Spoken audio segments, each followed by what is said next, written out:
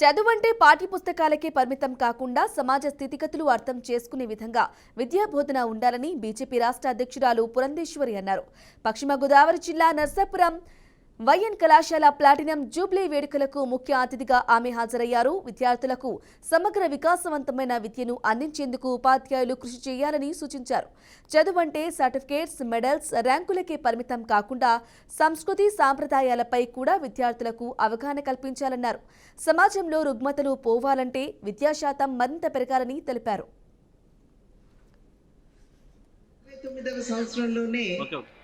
ఈ ప్రాంతంలో ఉన్నటువంటి బిడ్డలందరికీ చదువుకి దూరంగా ఉన్నటువంటి వారికి ప్రమాణాలతో కూడినటువంటి విద్యని అందించాలి అనేటువంటి ఒక చక్కటి సంకల్పంతో వారు ఆనాడు ఇక్కడ విద్యాలయాన్ని ప్రారంభించడం జరిగింది.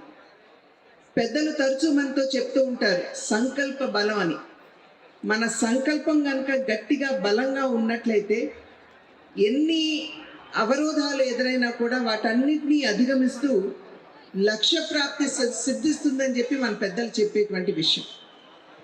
ఆనాడు పెద్దలు నారాయణమూర్తి గారి సంకల్పం అంత గట్టిగా మాత్రమే కాకుండా వారు ఎటువంటి లాభాపేక్ష లేకుండా బిడ్డలకి నాణ్యమైనటువంటి విద్యని అందించాలి అని చెప్పి భావించిన సందర్భంలోనే దినదిన ప్రవృద్ధిమానంగా ఇవాళ ఈ కళాశాల ఎదిగి ఈ స్థాయికి రావడమే మాత్రమే కాకుండా డీమ్డ్ యూనివర్సిటీకి ఎదగాలి అనేటువంటి స్థాయికి రావడం అన్నది నిజంగా మహానుభావుడి యొక్క కృషి ఫలితం.